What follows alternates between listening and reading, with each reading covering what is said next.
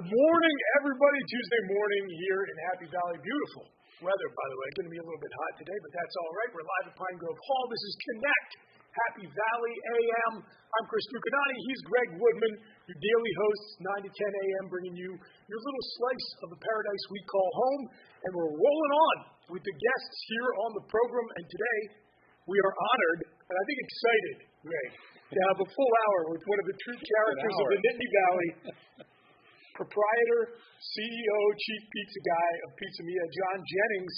And I know you and Greg have a little bit of a history, so we always like to give the audience, as an on-ramp into our discussions, an explanation of who you are and how you got here. So I'm going to let you two guys go for it.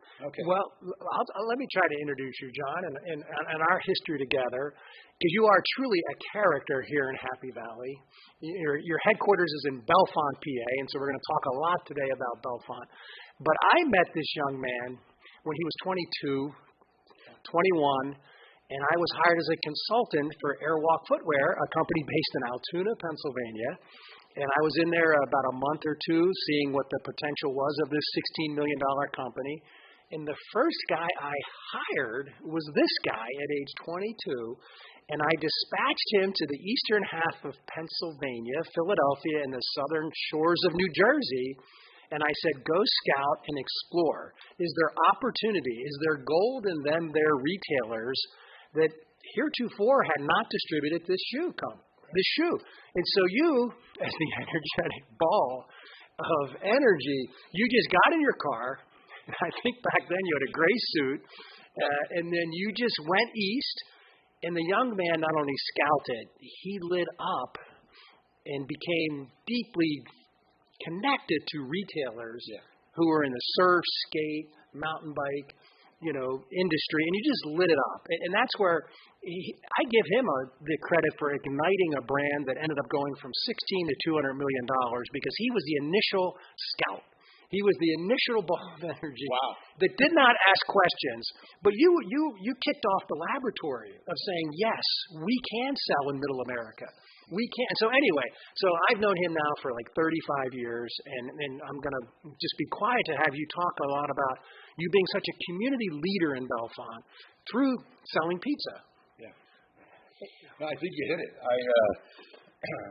It's funny, you and I met a few years before that, so we got to know each other a little bit. But I remember when you walked in the room, it was Pennsylvania Business Central, and you told me you were leaving, and I was like, what do you mean, you're leaving? We had just started that business journal. And he said, you got to check this thing out I'm going to do. I'd like you to come down and meet a guy. And the guy's name was George John, and I still carry his obituary with me. He meant so much to me. But he was the founder and owner of Airwalk. Yes. And he what he did? Sometime you and I have to spend time sharing with your viewers the very first interview that I did with Mr. Young. Greg set up a giant camera right here, watching my interview with Mr. Young, who had no time for trophies. I believe he actually took our recently published football annual and mini stand-up Joe and literally cleared it off his desk. And he said to me these words that have carried with me all these years. He said, I'm giving you the opportunity, I have a few adjectives here, but I'm giving you the opportunity to succeed. If you fail, it's your own fault. Don't come crying to me. And that's really been my life motto.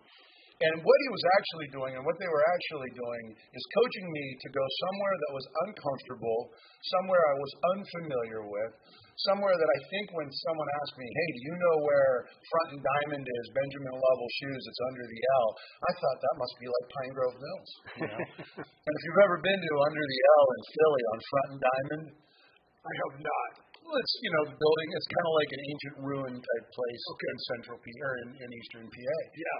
But I had to immediately turn on this machine that would, not get me killed or mugged, also not get my shoe bag stolen. And what I learned is you had to form a connection, if you will let me use that word, with the two guys that were standing there with beepers waiting to, call in somebody the minute I stepped out of my, convertible with giant shoe bags in the back. And I'll never forget, I don't know if Greg knows this, but the deal that I made with those guys was simple. I'll bring you free shoes every few weeks if you make sure nothing happens to my car or me while I'm here, as the train's literally rolling over my head. And they accepted me. I went in, and again, I think that's what we've been able to do. And I think one of the things I learned with you many, many years ago that's carried our friendship forward and carried what we do forward, and that is the connection. What does it actually take to connect with humans?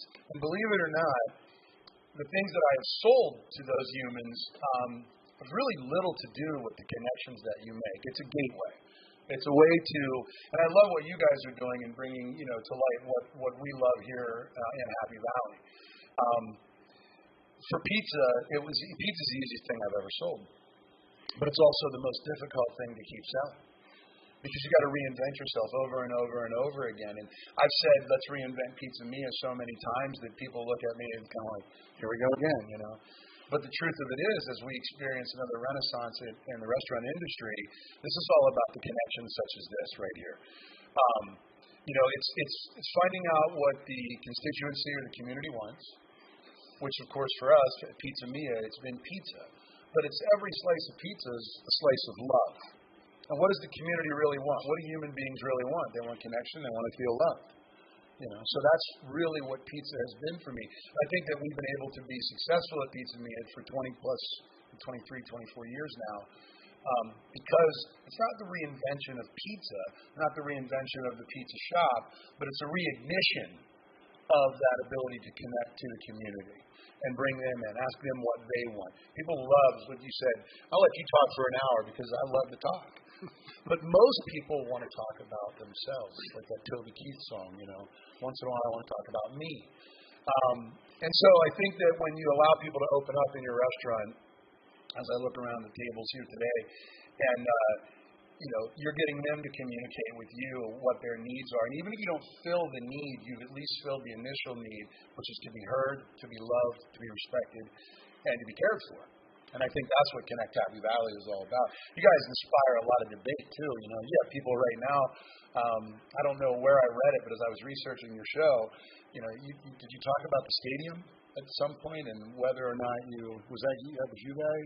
I'm probably a handful of times already, at least. And, boy, it's interesting to see the difference of opinion and, but it's a connection. And it's as America stands somewhat divided today, I don't like to say that because it really isn't. And it's not divided when you're inside Beaver Stadium and you're all rooting for Penn State football. It's not divided when you're at Knoebels Amusement Park. It's not divided when you're sitting next to a guy in Burano, Italy, and he's 90 years old, and he cannot speak our language, but he connects with us and saying, you're going to be okay over there. Don't worry, we've got your back. To that point, John, since you brought it up, I've been talking about this a lot with the World Cup fans coming over here to the States, and just in general, this notion that we're so divided. That whole list of different anecdotes you just shared, what none of them was? What? When you're mindlessly scrolling on a device. So if you're mindlessly scrolling, we are irreparably divided and on the brink of civil war. And the moment you get out of the doom scroll and actually deal with a flesh and blood human being, that sense that the whole republic is teetering on the brink of complete dissolution, it just disappears. It disappears. These devices, they're really just business use cases for how to keep us captured. And very smart companies with a lot of money have figured out how to hack the hardware of our lizard brains and fool us into thinking that we're way more divided than we are. Right. So just an important public service announcement for everybody. But I like what you said, John, when you were talking about succeeding in the pizza industry. It's fascinating. It's the easiest thing to sell and the hardest thing to keep selling. But I listen to you talk about it and the need for reinvention, and I've heard you talk before about pizza as a metaphor, which I love. Really fits the brand of this show.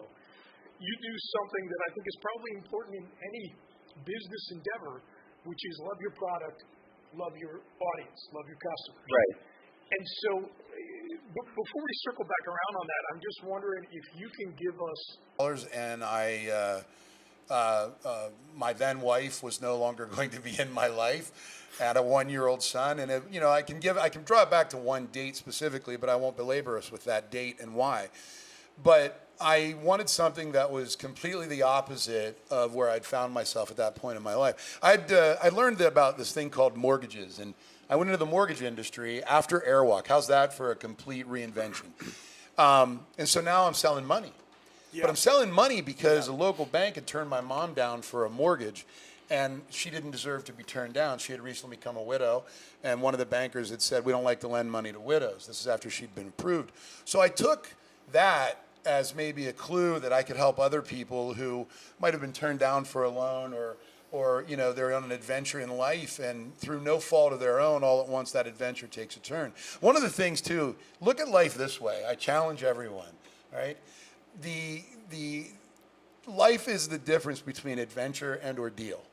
And so it's how you look at it. I mean, if you look at an ordeal as an adventure, it's much, much easier to get through it. Look at it as a movie, as a matter of fact. How's this movie going to end? And you're in control. You're the producer and the director. That's an important point. What you just laid out, that's something you control. Right. That's your perspective. It's the context you choose. Right.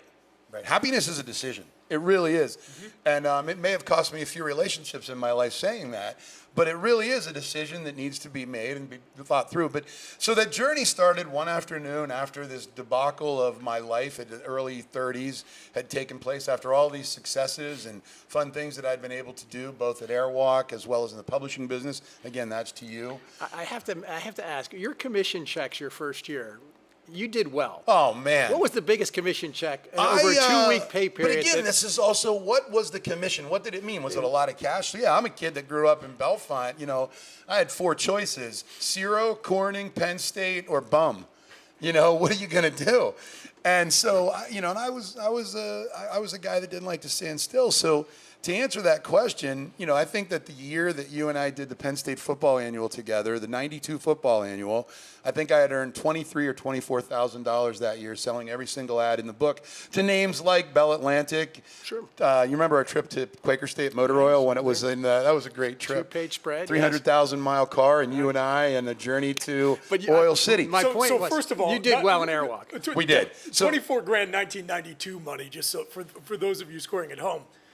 Second of all, Greg, I think you just brought in somebody I'm going to bring in as a contract salesperson. Oh, he'd believe me. This fall. So but I want to get a set a precedent there. So I think we sold that Quaker State ad for about $8 grand, and I was making 10%. So I made $800 on that. And then you went to Airwalk at 7% straight commission. Right, 7% straight. Like well, I remember being offered a draw, and they explained to me a draw meant you have to pay some of it back, and I went, no. Whoa. I owe the phone company. I owe for my car. I can't owe Mr. Yon or Greg Woodman money. I don't want that. I'll just go out and I'll do it. I remember the first 6 months, it was a struggle. I had to figure out what our product line was. I had to figure out all of that. And about 6 months into it, what I recognized is it's none of that. It's love. It was the love of the shoes. It was the love of the passion of the people that I was able to convey. The identity of the young men who were buying the shoes. Yeah, Tony Hawk, Jason Lee. Okay. You all know Jason Lee is the father on the Chipmunks. We know Jason Lee is the world-class skater that he is, right. skateboarder. We had a signature shoe with his name, the Jason Lee. Yes. But anyway, you did So well. here's what it was. I'll give you an example. In 1993, $94, my commission checks started out in the $20,000 range once a month, and within 6 months, it was 35 to 45 grand. Now, I want to tell you what that allowed me to do. A month, that was. A month. But you had one check for $130,000, I remember. It was an incredible moment, and I don't really talk a whole lot about that check, but because it was gone as quick as I got it. You don't give a 23-year-old, 24-year-old guy. But I'm setting up so that day you walked into the pizza shop. Okay. So, but I will tell you this. I'll never forget the day of the first commission check. It was soon after my father died. I mean, within days. And the check you're talking about, actually. And there was something that I learned about money at that moment, that, you know, money does not solve your problems, and even showing up to your problems in a better car doesn't solve your problems. What solves your problems is the ability to convey love through cash to someone like my mom, who was sitting there when my father passed away saying, I have no idea how we're going to pay for the funeral. And I remembered, wait, I just got this big check. I can write a check for it right now, Mom. And so to me, the ability to earn a lot of income, earn money, meant the ability to take care of the ones that you love, take care of your community, have another type of connection. So now how can I connect with this money? And it's probably the reason my retirement account is zero, but I've been able to help a lot of, you know, folks. So that day walking into the pizza shop was a day where, we'll use this as a metaphor, where I was being attacked from all sides. And all at once, this beautiful woman who handed me, we were talking about this morning on my way here, she gave me a salad in a bread bowl. I knew she liked me because she didn't do bread bowls for everybody. And as far as I know, and I don't want to know if she's watching, if she did those bread bowls for anyone else. In my life, I've always thought they were just for me. But what I wouldn't know is that hadn't those terrible events happened at a company called Affinity Mortgage internally, then as I sit here and look at you guys today, I wouldn't have the beautiful 7 children that I have and the life that gave birth to. We used to say it all the time, and we're 3 men sitting up here saying this, so you'll get some mail on this, but childbirth is painful. Now I've been around it, I haven't experienced it from the perspective of a woman. But a lot of times I'll use that metaphor when we're creating new things. The beginning of Airwalk, you told me it was like having a baby, and I'm wondering how Greg knew what that was. He had three boys, though, so that's how you knew. And it's painful, but it's beautiful. And isn't that what life is? I mean, it is, right? So that day, you got in the pizza business, and you married her, and now you have 7 children. I didn't anticipate staying in the pizza business. My deal was... This is 24 years later. Yeah, my deal was, hey, listen, I can help you out. Let me do with pizza what we did with Airwalk. And I say, by the way, you gave me all these great titles. I just do what I'm told. I facilitate it. So somebody says, hey, do this, and they might have a direction to get there. I'm probably looking at it in a different ways. Waze hates me. Google Maps hates me because I find all the other ways to get there quicker. Let's not bury the lead here. All right, let's go. It's Connect Happy Valley A.M. We're coming to you from Pine Grove Hall. Check them out at pinegrovehall.com. And we're talking with John Jennings, the proprietor of Pizza Mia. Great pizza Along with place his in wife, Belmont. Mel. And Mel's not here. And that woman he met, Mel, who was in the pizza business, she's the founder. Yes, She's the founder, absolutely. So connect the through line that links that salad in a bread bowl on one of your lowest days to now you're in the pizza business. How did that actually operationalize? How did that come about? I realized that I could be in the dining room just creating relationships, connecting, finding out what... So these wheels are turning as you're sitting Oh, eating absolutely. your salad. Absolutely. I needed, When you first wanted to date her, run. you wanted I did. I did. And, she might have reminded me that I was still married, but I was also, we're on our way out. On your way out. We were You're in the Splitsville. clear. It was You're Splitsville. fine. Yeah, absolutely. So neither one of us liked each other in that relationship, and we still don't. So that's good, And Sounds but like it worked out best for everyone. it worked. Right? Well, again, people. I tell you this, man. As you're struggling through it, you have no idea what tomorrow looks like. So struggle through it. It's worth it. Make a left turn and you should have gone right. Go 1 extra block. It'll drive everybody else nuts, but you might find the love that you've been looking for, whatever that is. So Happy Valley, growing up here, being part of Bellefonte, looking at these. The gentlemen and the ladies that took the time when I was just a little kid riding my bicycle, a little hoodlum in the streets of downtown Bellefonte, stopping into every storefront just to say hi to these guys. Folks with names like Arnie Levine, Fornicola was one. Jim Kirshner was probably a big influence on me. He was the mayor of Bellefonte, and for those that want to Google who Telly Savalas and Kojak was, that's exactly what Mayor Kirshner looked like. He also ran the local WBLF A.M. radio station. So in my very young days during, I don't even know that the nuns ever knew it either. I never got caught. But I would, altar boy practice, recess, and lunch all kind of sequentially at school. So I knew if I left, nobody would really know where I was because they didn't really have those levers yet. And I would run 4 blocks in the back alleys of Bellefonte, sneak up the back steps of the Kreider Exchange building, and wait for the on-air light to go off and then burst in the studio. As my voice is changing, a guy named Joe Pillett, the Duke, AM 970, WBLF, put me on the air. So what are you doing here?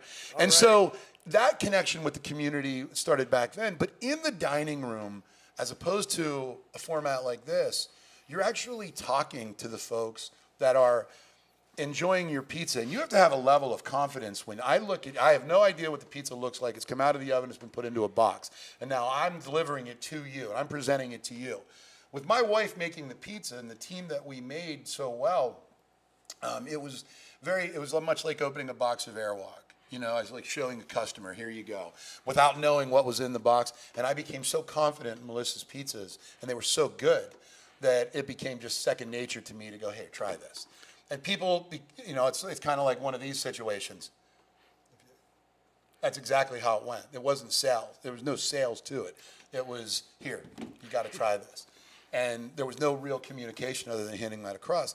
One of the things, too, I learned is that when people are enjoying their meals, and you guys know this, if you've had dinner with a family recently, the easiest time to talk about difficult things is typically at dinner, and that's also when people are most open to new ideas because they're enjoying something they love, their inhibitions are down, and you can mention things like, hey, you want to have 6 kids? Things like that. I'll never forget the time Melissa asked me, my wife asked me, she said, how many kids do you want to have? And I had 1 she was helping raise. This was a year or 2 after we'd been together. And we were coming from New Jersey from a Tony Robbins seminar, for real. We're coming back across the bridge, and she said, how many kids do you want to have? And I said, what's the answer to that, by the way? Does anyone know? No. You don't know the answer, and you're trying still to score points. You're not sure if this relationship's going to go forever, but you're hoping it does. And she says to me, how many kids do you want to have? And I looked at her, and I said, I don't know, how many do you want to have? And she said, I have 5 or 6. And I jokingly said, does that include the one we already have? And she said, we'll see when we get there. So you don't realize, again, what's taking place while life is happening. You're always waiting for Christmas. You're always waiting for these other events to take place. And you don't realize life is actually happening in the dining room of your pizza shop. The life is actually happening as we sit here and we have this communication. And I think what you've done with Connect Happy Valley and Pizza Mia is given myself a format once in a while to hone my skills on communicating with my customer base, which are also the people that I love. And so, again, how do you survive? COVID happens, right? We're doing 15 years, rock and roll, the #1 pizza shop, growing, 3 stores, can't be stopped. And this thing we never expected happens called COVID. Now, you can either run from it, or you can take everything that you have, all of the ammo, if you will, that you have, and you can throw it out there at one time and see what happens. And that's exactly what we did. The first several weeks of COVID, I think we launched what is our current menu. It was supposed to take 18 months to launch 1 new pizza after another over an 18-month period. We chose to do that. And when I say chose, we did that in about 6 weeks. And that is the current, believe it or not, 6 years later, that's the current menu that people still say to me things like, I didn't even know you had a dill pickle pizza. Where'd you ever hear about something like that? That's like a city thing. By the way, it's one of the most delicious pizzas you'll ever eat in your life. It's kind of scary looking because it's got dill pickles on it, ranch dressing, dill, and mozzarella cheese. And you bite into that, and again, your worries, your fears, and your cares disappear for a few minutes while you taste this new, exciting thing. And I also want to say that it's a great metaphor to do that more often. Go try new, exciting things, Greg Woodman. Like this. Believe me, that's my flaw. Or it's your gift. It's what you do. To be determined, curse or a blessing. But I'm enjoying being on here on stage. So whether it's a curse or a blessing is a choice. It's the context you choose. It's absolutely. Is it an ordeal or an adventure? Thank you, Tony Robbins. So choose adventure this morning. I also tell people all the time, find a coach. I was just in Italy, and I brought that up a couple times. It's the first time since Airwalk I've been on any extremely long journeys. That's not true. I like Hawaii a lot. It's the other reason I don't have a retirement account, because I love Hawaii. But so you go to Italy. So I go to Italy, and just last month, right? Yeah, and I have no idea what to expect. But what I learned while I was there was, it doesn't matter where you are around the world, we're a lot alike in a lot of ways. And communication barriers do not exist unless we make them exist. I said I was able to carry on a conversation with my son. And Max is funny. He goes, Dad, this is kind of a metaphor for life. But what I noticed is, especially Americans, when they can't communicate with somebody, they'll talk to the person who speaks only Italian in a much louder Italian accent. So, and you're standing there as you're watching that, and you're thinking, well, isn't that like what we do anyway? You stand there, whatever side of the tailgate you're on, and I use tailgate to explain politics as well, because to me, politics has become like a big tailgate party for both sides. Mm-hmm. Kind of like a football, Sure. like the Dallas Cowboys and the Pittsburgh Steelers, and they're running for office. So I think what you have to do is you have to find a common ground, and that's what we did in Italy, where you're not yelling your language with their accent. We're actually trying to figure out what they're saying as opposed to using the accent. And then add the accent to the word that they've taught you. right? So, and what I learned about Italians is they actually love to hear us try. They get a kick out of it. And maybe they don't. Maybe that's something you read in the brochures, but at least I had a really good time trying to understand and trying to communicate. And I think there's one of the flaws that you guys are getting rid of by doing a program like this. We don't even try to communicate anymore. We look at the flag for whatever team they're on and automatically make a decision that we don't like them. There was a time in America where we had sitcoms like, you'll like this, Archie Bunker. Remember Archie Bunker? Yes, sure. Right. Sure. Archie Bunker didn't make a lot of people happy with some of the things that he said. He was somewhat frustrating to watch, but at least he opened up and had the conversation. And he gave us the ability to converse about what we agreed with or we didn't agree with. And I think, again, that was one of the neat things in trying to communicate in a different country. You actually had to try to understand their language, or you were not able to even say thank you. So I know you posted on Facebook, you visited a lot of pizza shops in Italy. We did. And so are you going to be tweaking the menu based on what you learned there? Again, in my unique way, I started asking where the kitchens were, and it was interesting. I think I visited 9, maybe 10, 11, maybe even more, but at least 9 kitchens while I was there. This is great you're putting all this on the record, because what you're doing is building the paper trail to write this off as a business trip. Exactly. Absolutely. Only I don't know if you can with the EF tours because it's educational. But yes, I am. Absolutely. So what'd you learn? What are you going to bring back to Belfont? As I would go to the restroom or whatever, I would look for the kitchen. And what I found is that the kitchens were mostly below level, which was street level 1,000 years ago in Rome. Okay. Follow me? Yeah. And so these folks that were working in the kitchens did not get the bombardment of the tourism that everybody upstairs got. Okay? So you had, right. So when you walked into their kitchen and I'm wearing this shirt, or I grab a pizza and I haphazardly toss it, because these guys are professionals. They're Italians. I mean, it doesn't matter how many years I've done it, or for that matter, my wife, and she'll tell you I'm the worst pizza tosser in the world because I don't do it anywhere near as much as anyone else at Pizza Mia does. So, I would walk in and I would draw a connection with them and immediately let them know I had a pizza shop back in Pennsylvania. And right away, we were a brotherhood. And right away, they welcomed me in. And right away, they would cheer the name of my pizza store. Mm-hmm. And again, it was one of those situations where I could tell the very first time I walked into one of these kitchens, these are the group that don't get the glory. So if I give them the glory, my gosh, they're going to love me. They're going to love what we do. And that makes for incredible social media, as you know. So I went ahead and did that every single place I could. And there was not one time where I wasn't welcomed into the kitchen, incredibly clean. The things that are different in Italy, why the food's, I don't want to say better because it's different, but it's because they're using clean products. Pizza Mia, we use whole real milk mozzarella. That's what we use. It's what we've used for 20-some years. It's very, very unpopular and very expensive, and that's why it's not happening with most pizza shops. Sometimes somebody will bite into our cheese pizza, and they'll look at me, and they'll say, well, I remember this pizza flavor from when I was a kid. Well, that's because back then, everybody used whole real milk mozzarella. Wow. Now no one does. It's just too expensive. Use a part skim mix of mozzarella, provolone, etc. cheese. So it was that difference. You ever see Pulp Fiction? Oh, many times. Right? Okay, there's a line in there where Travolta and Samuel L. Jackson, they're talking about his experience in Europe. Yep. He says the little things. And I get it now. It is the little things. And if you can bring some of those little things back home without saying, hey, this is authentic or real. But what are the little things? Well, pepperoni's spicy. We call it Diablo pizza there. We call it pepperoni pizza here. And so Diablo pizza sounds a little more interesting than pepperoni, doesn't it? Their crust is a bit thinner. People say, well, you go to Italy and you're eating all that food, you're going to gain weight. No, you're not. There's no fillers. There's no junk in the food. It's interesting. Here, something bad goes into the food, and we have to sue somebody to take it out. There, you have to prove that it's healthy before it goes into the food. So it's those subtle little things that make a difference and that we now can apply in our own pizza shop. You will see some Italian standards pop up in our pizza over the next several months, and a few new desserts. But really what I tried to bring home is the essence of what they are doing, what is different in their restaurants versus in our restaurants.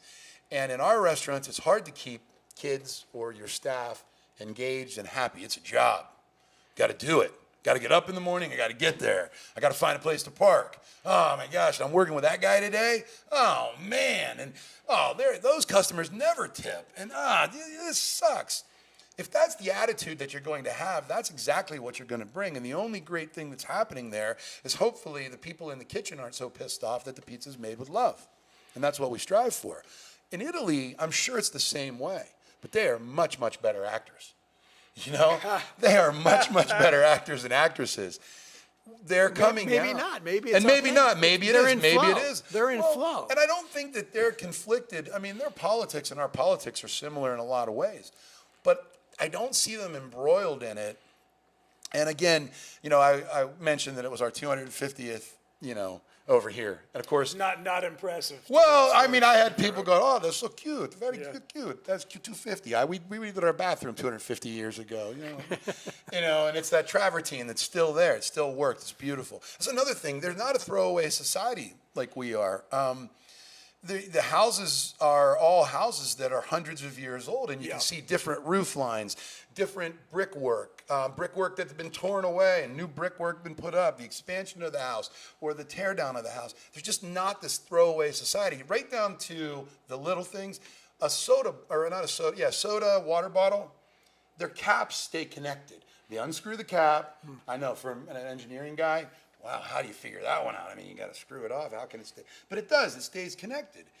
And you notice that as soon as you got on the flight to get there, the flight crew, they were making it very clear that, we're a little bit different here. You take what you need. They are smaller portions, but they make up for it in flavor.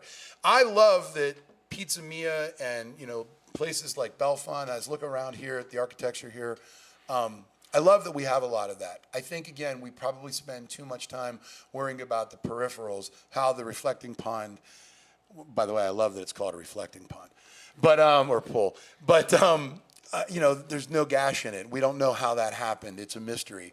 But we spend days fighting and talking about it. It's a news story that's gone there that quick. And let's get talking about food again. Let's talk about the Pope again. Let's talk about whatever it is that Italy brings you. And not one person said, "Oh, you're not going to go see the Leaning Tower of Pizza." They went, "The next time you're here, you will." And it was, again, that positive outlook. And I think that's what we want to add to pizza is that, Pizza Mia, look forward to coming there. Look forward to the camaraderie. Look forward to the flavor. Every slice of pizza is a slice of love. And I can verify that with, 6 children that were born quite literally while we were making pizzas at Pizza Mia over the last 20 years. Greg, you'll get a kick out of this. This year, I'll share this with you. This year, my wife and I graduated the 5-year-old from preschool to kindergarten, okay? Yeah. We graduated the 5th grader from elementary school to middle school. We graduated our middle schooler from 8th grade to high school. Mm-hmm. And we graduated our high schooler from 12th grade at St. Joe's here in Boalsburg to St. Francis up in Loretto. Plus, we have 2 other ones in elementary school that just moved up a grade. So... And so, John, I tease you a little bit because you have the greatest life in the world because I feel like that. All of these kids, none of them take the bus. No. John drives them personally to how many different schools? So my life consists this year we don't know yet, right? We haven't started, no. But last year, St. John's in Belfont is where I went to grade school. And I was sent to St. John's because there was no father in my life or my sister's life. So my mom and the family thought that sending me to a parochial school might help offset that deficiency of not having a dad around.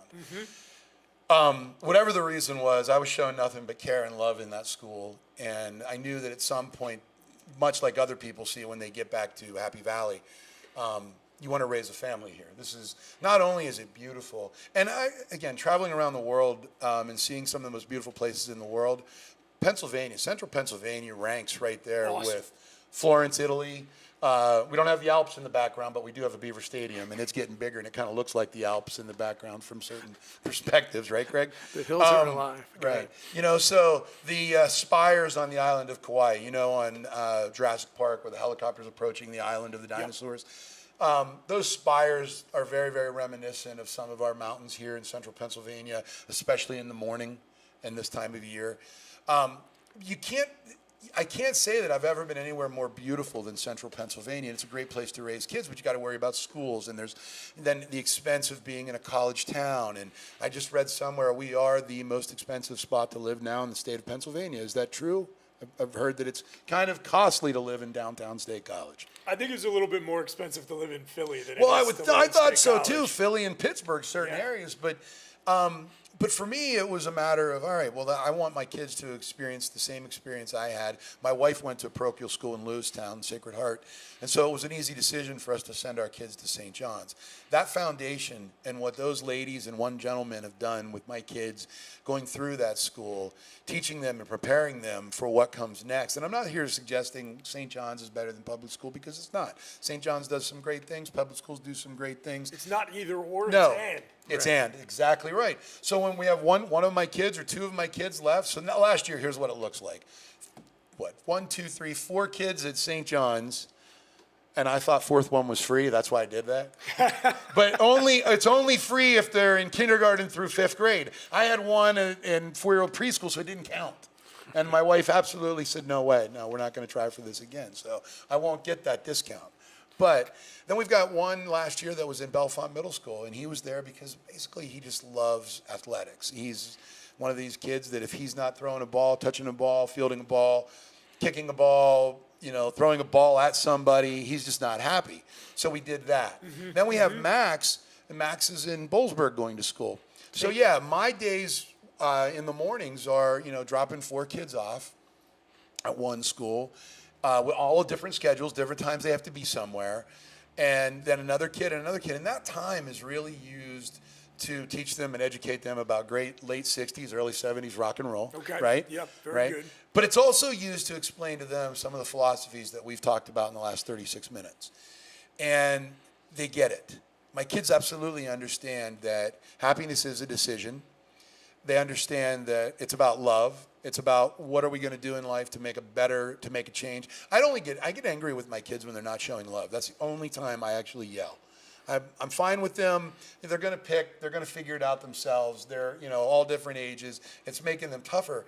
But it's whenever they put somebody else down. It's whenever they say something that's hurtful, or when they're not respecting what's been laid in front of them. That's what makes me angry. And I think as a society, we get caught up way too much on this ideology of I'm broke. I'm broke, man. You have any money today? I'm broke. You broke? I'm broke. We're all broke. And we're not. You can start with 0. Let's assume I have absolutely not a penny to my name, but I walked in on a public street. That's a public sidewalk. So already I'm better off than, I want to say, a third of the world because I've got sidewalks to walk on. So if you start somewhere with what you have, as opposed to focusing on what you don't have, you're coming to start the day maybe in a little bit better frame of mind, than you would if you're just focused on being broke all the time. It was funny. We grew up on a fixed income, but Mom kept saying we were broke. Talk about confusing. Am I fixed or am I broke? Right? So what pizza has done for us has not necessarily created a wealth of green, pieces of paper with presidents on them. The wealth that I've experienced is what you said. It's this family. It's this life. It's this, ongoing conversation for the last 23, 24 years, the people who eat our pizza. It's what do they want? Well, we'll talk about your being a steward of Bellefonte through pizza. I'm so impressed that you are always feeding the police, the fire departments. You've donated so many pizzas to Little League, to Kepler Pool when it was when it was open, to St. John's. I mean, you're always like the Pied Piper on a stage at a high school dispensing free pizza. What is you would have a lot more green. Oh, yeah. Had you not given so much away. Yeah, that came up while I was searching for money for my kid to go to college. Wait, I've been donating money to you for 24 years and you have nothing for my kid? I maybe should have put that in his fund instead of your. No, and if you look at it that way, it's very easy to become a victim that feels like you're being stolen from, even though you're out there handling it over. I can't tell you the number of times I said, okay, this year we have to pull off donations because, the industry, the restaurant industry, the fact that we're in a dining hall right now, in a great restaurant right now, you guys know this. And if you don't, I'll share it with you. Record beef prices for 16 months straight. Yep. Highest gas prices we've seen twice in the last 6 years. And, let's not even worry about the employee or lack thereof of younger folks that used to really carry the heavier loads at a restaurant like ours. You got 55-year-old guys picking up 50-pound bags of flour, and back in the old days, look at me. Now it's like, my bag, look at me, So, there are a lot of things to be successful in this industry, and we're seeing mom and pop businesses just fall like crazy. 30% of family-owned businesses during COVID, restaurants closed up completely. That was after literally $13 billion of assistance going out for those aforementioned restaurants, and they couldn't keep it together. So, again, is it reinvention? Yeah, but it's also, I think that we saw this at Pizza Mia during COVID, and we've seen it again. We're doing some really stupid, unpopular things that I don't want to do. People look at me like I'm nuts when I tell them, I don't want to have a delivery fee. Well, you have to. Well, I know, but I did it before gas prices went through the roof during COVID. Well, what about this new fee? You guys all see it, and you might even be doing it here, and I know that we just started at Pizza Mia. And I'll talk about the unpopular things because they're important that the customer knows what's going on. We saw our credit card fees skyrocket from roughly $2,000 a month in credit card fees, all right, the right for other people to use their credit cards, to roughly $3,700 a month in a span of several months. Now, people would say, you got to go shop that. You can get better. But we have a proprietary point-of-sale system that costs $25,000 to reinvest, to buy a new one. And I'm going to run into the same problem with whatever point-of-sale company I use because they're all tied to large worldwide banks that now are requiring this amount to be charged. So what can you do but other than pass that on to the consumer? It's more expensive now than ever to eat out. I don't care what restaurant you're in. I will say this, Pizza Mia does buy one, get one free every Tuesday. My wife's philosophy... And that's today.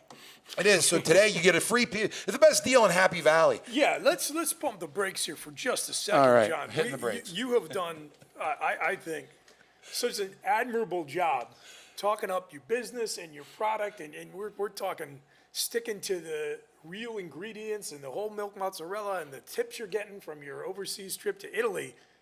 Tell the audience how they can taste this wonderful pizza. What is the best way? We are pizzamia.com. Okay. All right. So that's where I can talk about some of the things that are going on right now. So you got We Are Penn State. We are pizzamia.com. You got to remember, I was hawking stand-up Joe Paterno's for this guy back when I was a kid. So I bleed blue and white. So you know a product that sells itself when you see one. Absolutely.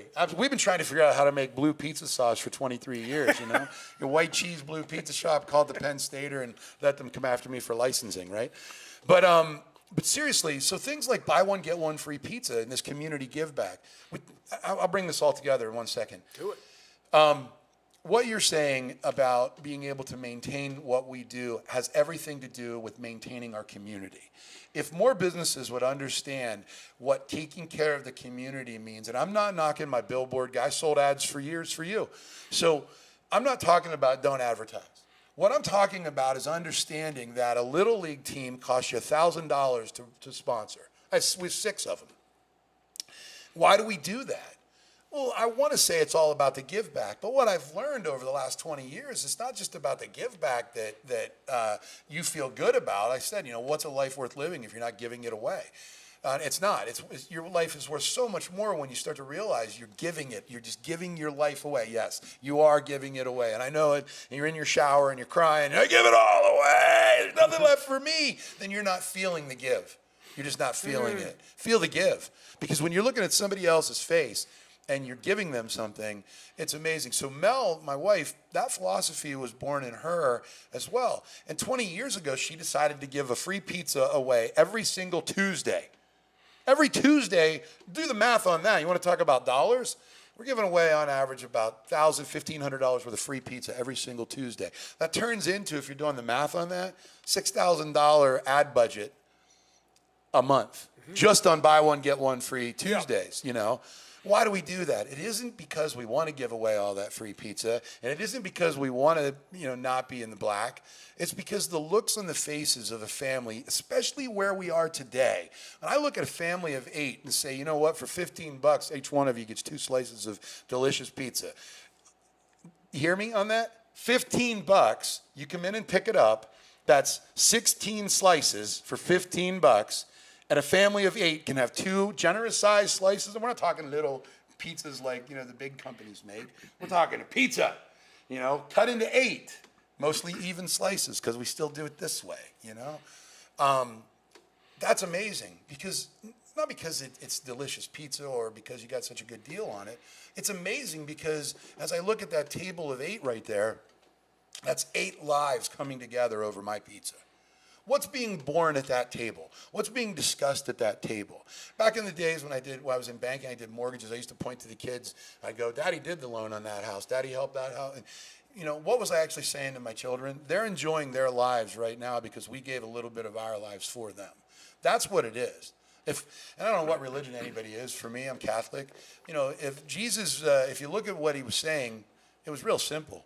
Love one another. Be nice to each other. And, you know, and he got nailed to a tree for saying that kind of stuff. But that's really what I've learned it's all about. So when you talk about community, you talk about community give back. As you're doing that community give back, you don't have to remind people, "Hey, you better be eating my pizza." How many times have I seen people in other pizzerias as I'm driving around town, and I know I just sponsored their kid's whole trip to Italy, right? Right? I have a friend of mine who, before he owns a car dealership, and before he gives a car, as long as they bought that car in central Pennsylvania, it doesn't have to be at his dealership, he'll sponsor the team. But if he sees the tag on the back of that car is Philadelphia, he'll say something like, "Hey, why don't you go to Philly and see if one of those car dealers will sponsor your local ball team?" So I don't necessarily believe that, but I do believe that the give back is what has been able to allow us to continue what we've been doing all of these years. Other people, it might be the flavor. Other people, it might be the personality. But for us, it's no, take care of your community. The community will absolutely come and take care of you. So, guys, we got about a quarter hour left in the show. Well, that was quick. It flew by, as it typically does. And I just wanted to take care of a little housekeeping, first of all. Just express some real gratitude and appreciation for the whole team here at Pine Grove Hall. It has been awesome to be launching this project here. They have this amazing setup that allows us to come live to an audience every morning, 9 to 10 a.m. with crystal clear video, crystal clear audio, great setting, great venue. As Greg and I have talked about, I've been fortunate enough to do some events with Penn State's NIL Collective out here, and I think it's been a good opportunity to introduce this venue, which has a ton of character, to a new audience who hasn't discovered it before. And the one thing that we just keep hearing back from everyone is that if you have one introductory experience with Pine Grove Hall, it's not going to be your last. So we hope that the audience will reciprocate all of the giving that Liz and Steve and their whole team have bestowed upon us by going to pinegrovehall.com, finding something on their event calendar that strikes your fancy. I promise you, whether it's live music or a different kind of event, you're going to find something like maybe the Connect Happy Valley Social. Which is tomorrow night. Tomorrow night. You can get your tickets online. You can book a dinner reservation. You can see the entire menu, which changes seasonally.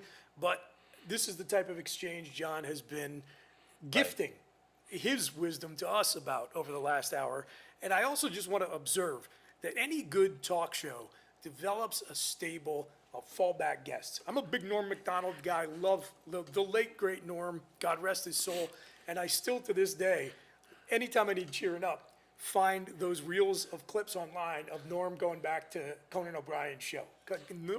Like, Norm was just one of Conan's standbys. When he needed to fill a spot and knew he was just going to kill it that night, Norm was that guy. Right. I think we found our Norm Hey, Macdonald. I'm in. Woodman. I'm in. Let me ask you this. Yeah, go. I would love. So you mentioned NIL and relationship with with Penn State and things like that. So Yes. here's what's a lot of fun.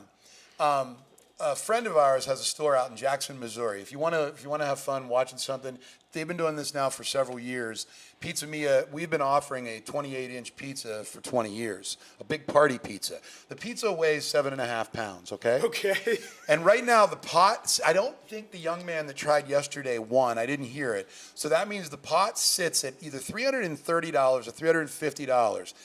In the day of the NIL, you know, we had, well, you knew we had in to try this, one of our very first 28-inch pizza eating contests. You the Mirasola twins, Yes, right? we had the Mirasola twins in, and Penn State wrestlers for the uninitiated. and we got to get them back because we made a few changes based on what we witnessed with those guys. At that point, they were trying to get down a 9.5 pound pizza, so we were able to shave the pizza by about 2 pounds, make it a thinner crust.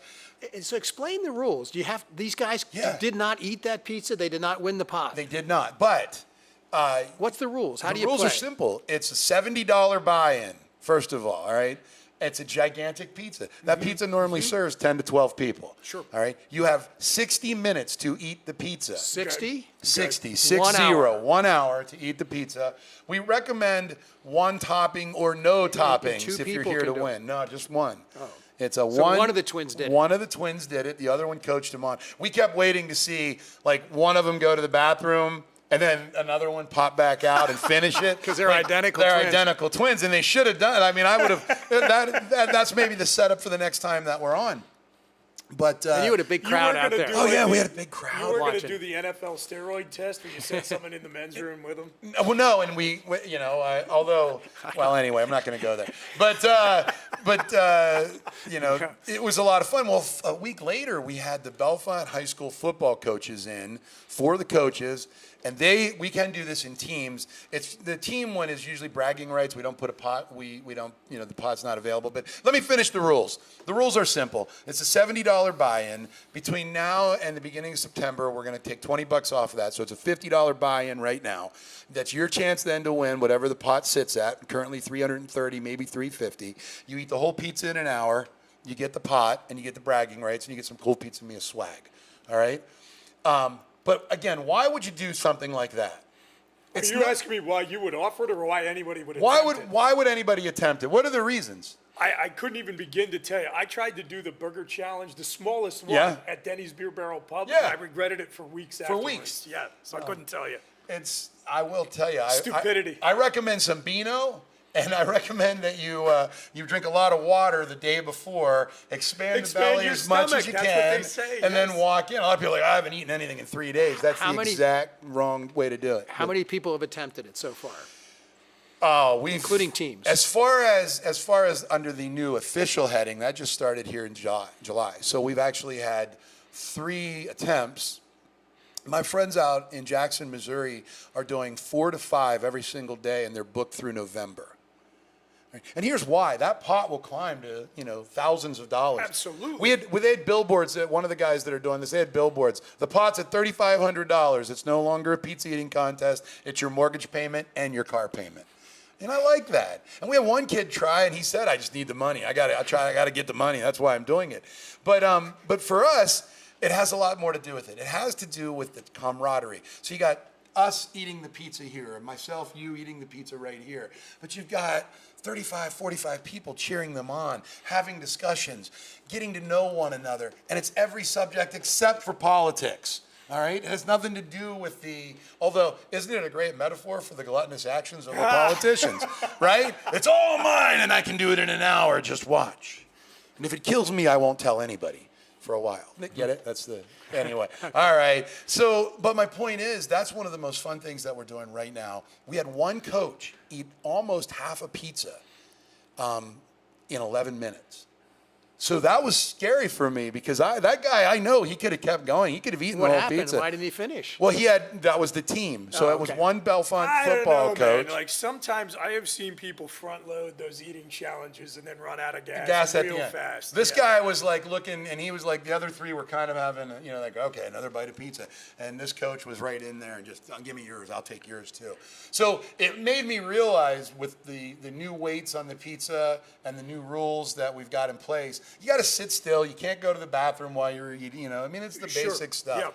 But the fun was not so much watching the twins eat the pizza. It wasn't so much watching the coaches or the football players try to win. It wasn't even in that event, the coaches versus the players. You'll love this. The losers got ice buckets out during the Bellefonte cruise. So 4 chairs on the street. The coaches got behind the kids. The kids took the shirts off, and the coaches dumped an ice bucket on each kid. What does that do? That's a memory those kids will never forget. It's a memory the coaches will never forget. It's a reason that several other kids now want to play on that football team. It's so many other things than what's actually going on, and that's what life is. As I said when we opened today, life is what's taking place while everything else is happening. And sometimes we don't pay enough attention to what is really going on. And we look at the things that really have little to no impact on our lives at all. Now, you once told me, building upon that you have a story about pizza, that no one is ever sad when they're eating pizza. No. It celebrates, I always call it the banquet theory of life. Except It for is. Urban Meyer, if you know, you know. Yeah, right. And- so tell me the story about pizza, which is the why. Urban Meyer ordered a grilled chicken sandwich from us. The rest of the football team ate some yummy stuff. We had well, we still do. We haven't done it in a while. Well, but- Saquon Barkley was a big fan of your pizza Yeah, we because have of the great- crust. I mean, the dough yeah. is spectacular. But So tell me let your story do this. about I pizza. call it the pizza We only have a sol- couple minutes left. The pizza soliloquy. Let me leave you with this. Do it. All right. So when you are, young lady, what's your first name again? Chelsea. When was the first? And you're not from America. You're not from USA. You're from New Zealand. Yeah. Okay. First time you ever ate a pizza was when? When I was younger, like in New Zealand. In New Zealand. Would it be safe to say you were so young you don't remember your first pizza? So because of your age, and I don't know the demographics in New Zealand the way I do here in the United States, but anybody under 30 or under right now, just the event of your birth, someone purchased at least one pizza, and 98% of us here in America. So just the event of a birth. Why? Because it's quick, it's easy, it's one phone call, and you get it. And it's here, and now I can continue having the baby or showing the baby to somebody else or whatever it is. So in modern America, that's your first pizza. Your second pizza might look like your third or fourth birthday party. Right? Your next pizza is going to be Pizza Friday at elementary school. Your next pizza is going to be another party that you remember, whatever that party was. By the time you're 12 or 13, you've already established who your favorite pizza is. It's usually not what your mom and dad's is because that would not be cool, right? So from there, we take it to the next level. The first date is probably at a pizza shop, all right?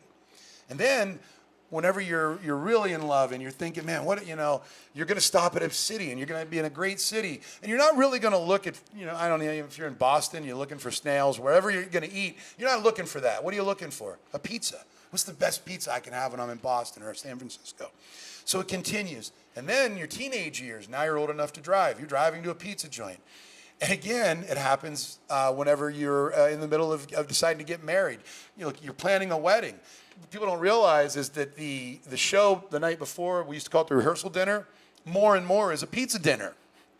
All right? And this is why people get so upset when the pizza is wrong. And I'll go into that. I know I only have a few seconds here.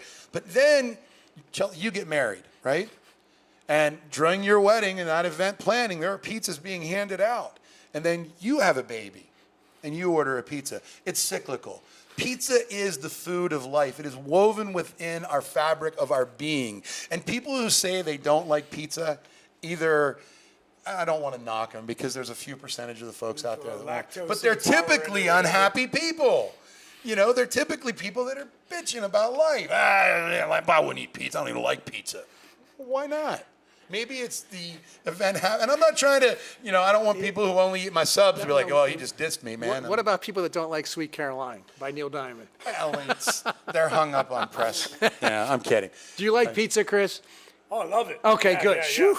Yeah, no. Well, it's interesting. Too many carbs and sugars here in the States, Greg, but yeah. But that's something else I noticed in Italy. The pizza crust is that thin, and it's done perfect every time. But let me take it one step further. You want to know why you get so angry whenever you get the wrong pizza? It's this simple.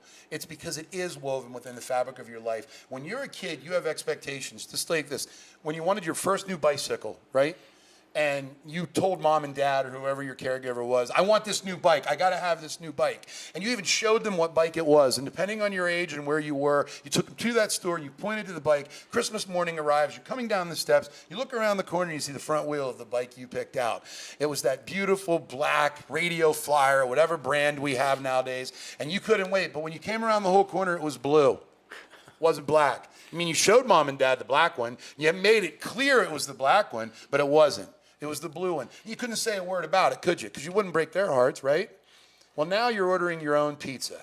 And when you order that black pizza, you better get that black pizza. You see where I'm going with this? Sure. You have, and I challenge people, don't find out what gender the baby is that you're having. As adults, we get no surprises.